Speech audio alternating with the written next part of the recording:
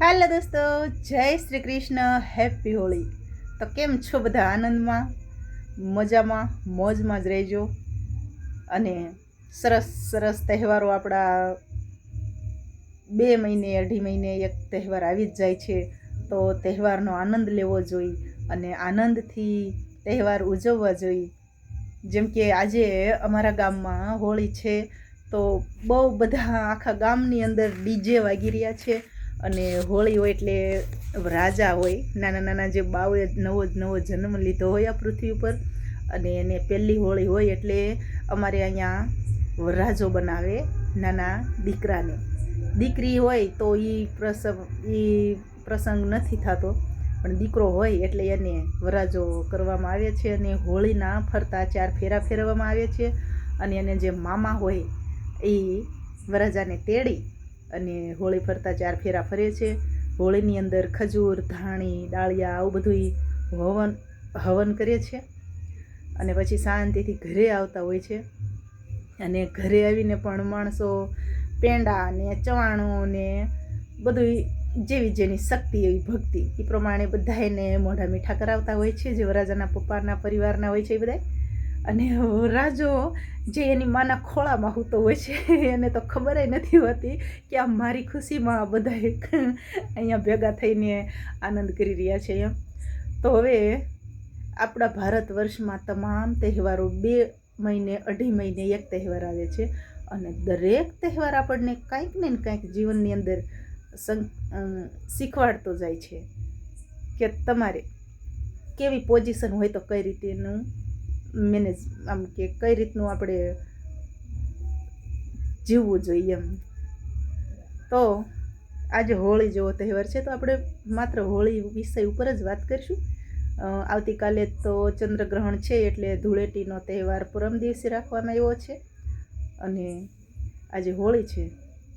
તો હવે ઘણા એવા વૈવાહિક જીવનની અંદર ઘણા બધા પ્રશ્નો આવતા હોય અમુક ટાઈમે, કે મહિલાઓ હોય કે પછી પુરુષ હોય, અમુક ટાઈમે એમ થતું હોય કે અમારા જીવનમાં તો હોળિયું જ છે. ઘણા લોકો આપણે સાંભળેલું છે, આવો વાતો આપણે સાંભળેલી છે કે જીવનની અંદર કાંઈ રસ નથી, હવે તો નકરી હોળિયું જ છે એમ. તો હવે જે લોકોને આવું થતું હોય કે જે અંદરથી પણ માણસ વધારે દુઃખી રહેતો હોય, જે બહારનું દુઃખ ન હોય ને એટલું માણસ અંદરથી દુઃખી રહેતો હોય છે, કારણ કે અંદર ને અંદર એવા વિચાર કરતો હોય છે. હવે સ્ત્રી હોય કે પુરુષ હોય, એક વખત એવો કોઈ પણ પ્રસંગ બની જાય પછી એને વાગોળવો ન જોઈએ, એને લેટ્સ ગો કરી નખાય, છોડી દેવાય, ભૂલી જવાય. હા, અમુક એવું હોય છે જે કાળજામાં ચોંટી જાય, જે ભૂલાતું નથી. એવા શબ્દો અમુક હોય છે જેને આપણે ગમે એટલા ભૂલવાની કોશિશ કરવી તોય ભૂલાતા નથી. પણ તોય કાંઈ વાંધો નહીં, બને ત્યાં સુધી એ શબ્દોની ઉપર ધૂળ ચડી જાય તો વાંધો નહીં, જેટલા ઝાંખા પડશે એટલું આપણને જીવન જીવવાની મજા આવશે. તો આ હોળી પછી આવે છે ધૂળેટી. હોળી પછી ધૂળેટી આવે છે, શું કામ ખબર છે? એ આપણને શીખવાડે છે કે જો તમારા જીવનની અંદર આવું કંઈક દુઃખ આવે, કંઈક તકલીફ આવે તો મૂંઝાશો નહીં. એ દુઃખને તકલીફને ભેગું કરી અને બાળી નાખો. જો તમે એ તમારા દુઃખની, તમારા તકલીફની તમે હોળી જેગવી નાખશો ને, તો તમને બીજા દિવસે ચોક્કસ રંગભરી ધૂળેટી પણ મળશે જ.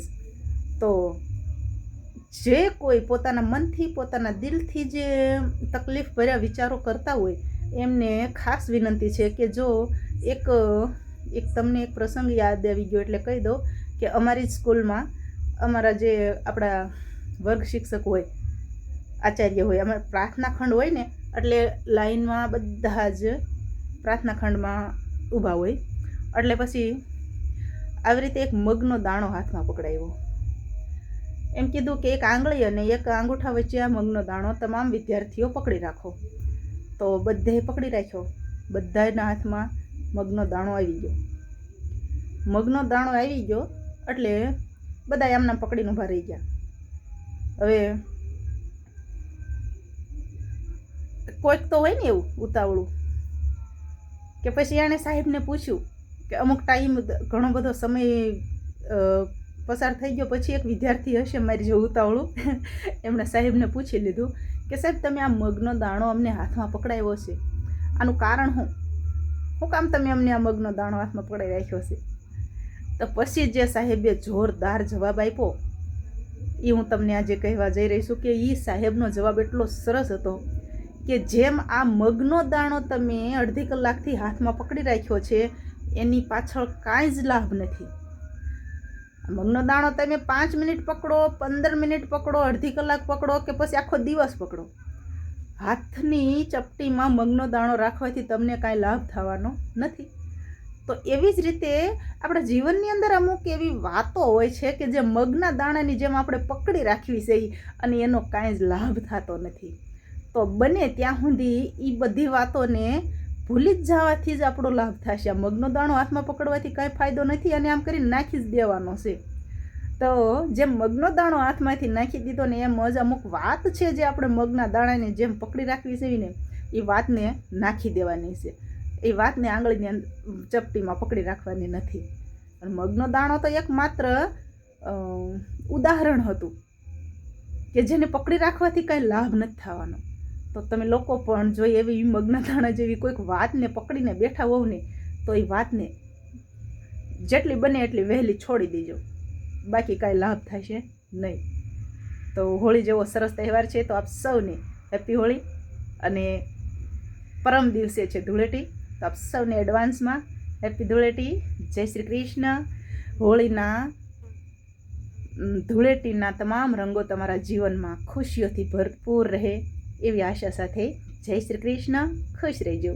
બાય.